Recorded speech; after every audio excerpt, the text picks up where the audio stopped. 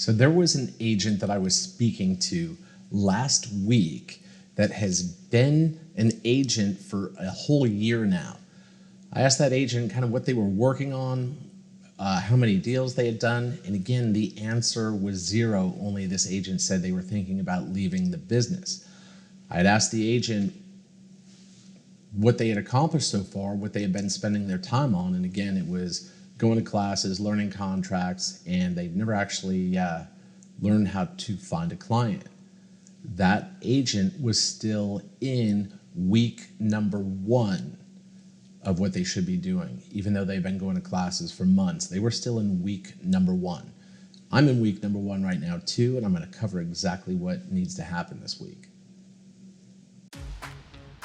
I've spent the last 13 years learning from the most brilliant, top-producing agents in the country. I became one of them in my previous market, and now I've closed shop and moved to a new market, Miami, Florida. I've taken the plunge into building a $2 million gross commission a year real estate team from scratch, starting out as a new agent in a new town. The question is, how will I do it without relying on money saved or debt completely from scratch?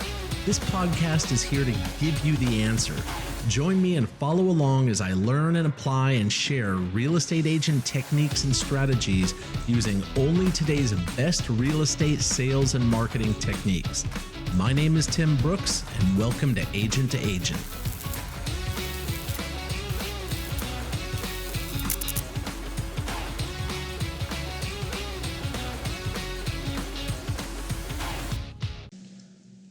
Okay, so it's week number 1, and this is the week that everyone thinks, oh, I need the business cards, I need to go get a headshot, I need to go to a contract class. I guarantee it. It's those 3 things for some reason that every agent thinks is so important, as if having a business card is what makes you legitimate as a real estate agent or not.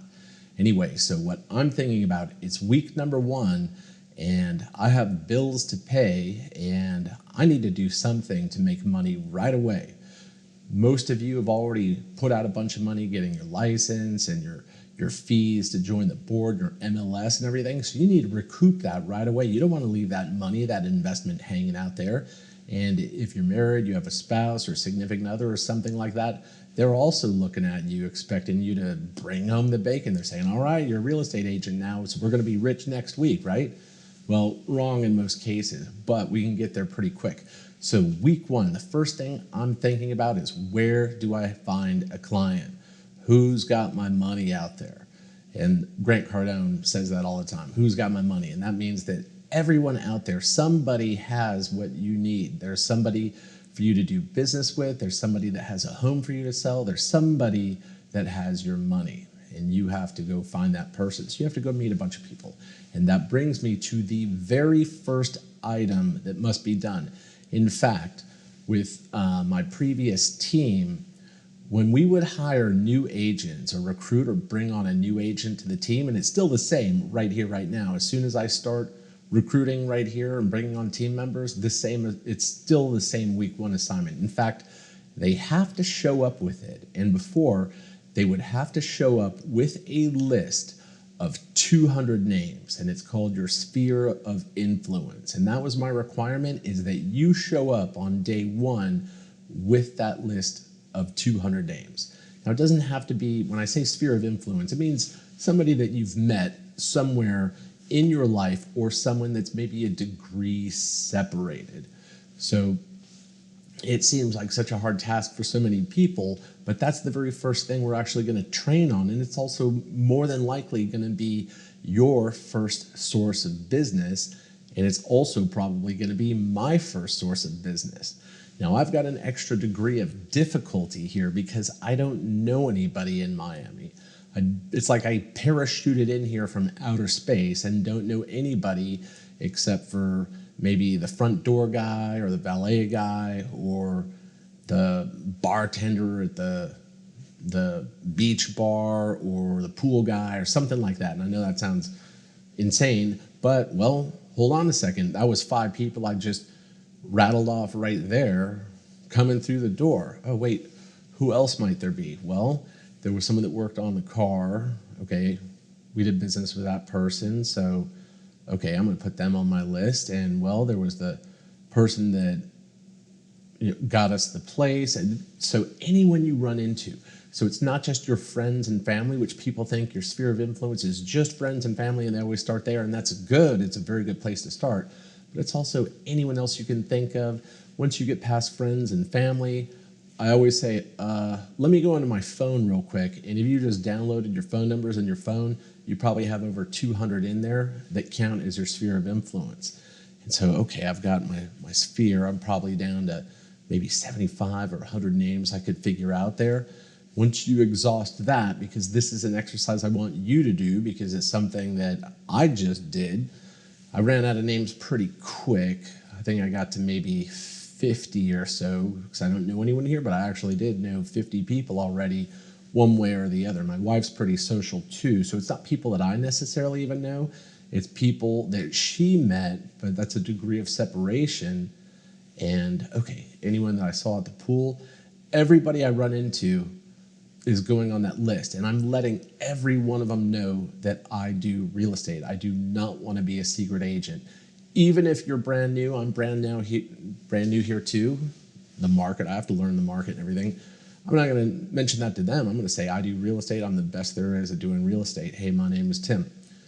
And they're going to go on my list. On business cards, hey, what's your number? Let me text you mine. If you ever need anything, give me a call. So if you do run out, there's a method that I use too. It's called a phone book method or the yellow pages method. I don't know if anyone remembers the old yellow pages, but it's the phone book and you just flip through all the businesses.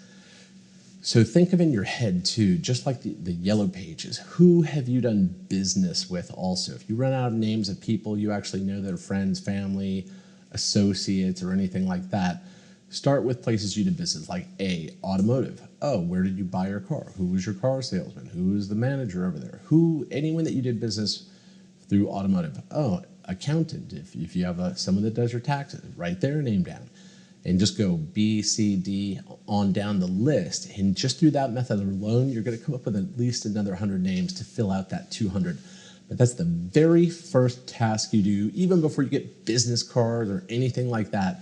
Sphere of influence. It's what an agent has to show up on my team. The first day, they have to show up with that. We would bring 2 or 3, 4 agents at a time because we would train them kind of in groups. Inevitably, there would be one or two out of that group that would show up on day one without that list. Guess what happened to them? Out of there. That's what we're going to train on. The very first script we're going to learn is your sphere of influence script.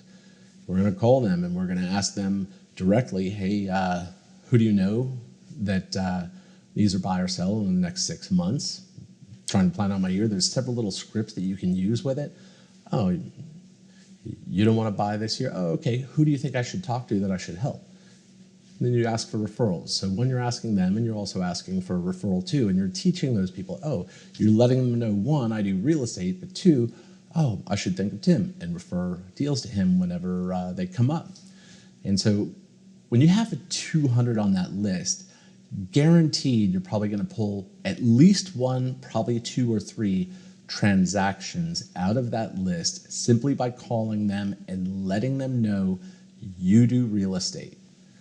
And it also, the purpose of doing that in the first week too is to kind of identify if you have any sort of call reluctance or shyness on the phone or putting it out there that you do real estate. It's usually why I have new team members do that as the very first exercise in the first week. 1, so they can get business immediately and start feeding themselves off of this business, but also so they can identify if they have call reluctance, and then we can coach and train through that to kind of gain that their courage up a little bit to call and ask for business and let people know that they do real estate. The last thing you want to do when you get your license is be a secret agent. Secret agents are cool in the movies, but they suck in real estate. So don't be a secret agent. Secret agents starve, and they also get super pissed off when their own friends and family buy or sell a house with somebody else and didn't even consider their own relative because they didn't think of them when they were thinking about real estate because they were a secret agent. So in the movies, it's cool. In real estate, it's real bad. So that is the very first thing to do in the first week. There's a couple other things too. You're going to need a couple other tools also really to do this business. One, get your MLS signed up and set up right away. Don't delay on that because you're going to need to study that in your first week. And I'm going to cover that here in a second. Also, get yourself a good laptop. A desktop is okay, but a laptop is a little bit better because it's a little more mobile. You can take it in the office. You can take it other places. You can take it on presentations. So if you, it's preferable to have a laptop in my opinion. And the other thing is your phone. Make sure your phone's in decent working order. You don't need a brand new phone or anything. In fact, I just got rid of my iPhone 10 because it worked perfectly fine for me. I just did a few weeks ago. So anyway, but you do need to have a phone. You do need to have a smartphone that works and that you can text and send video and take video and things like that. But we'll get into why later. But those are your tools, the MLS, your laptop, and your phone. That's how you're going to be doing business primarily with people.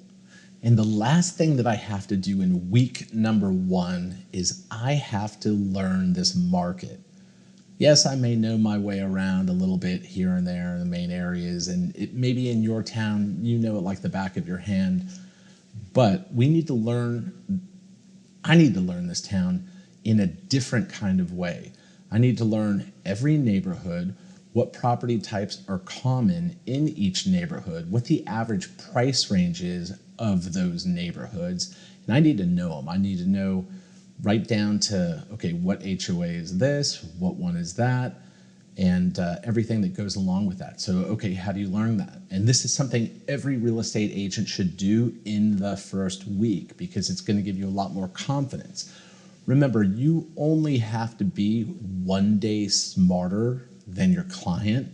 And there's so many real estate agents that don't want to go out and actually find a client because they don't feel like they're an expert. Well, the state that licensed you says you're an expert. And in the state of Florida, I am an expert compared to a layperson. It's the reason you have to disclose your license status when you're selling a home.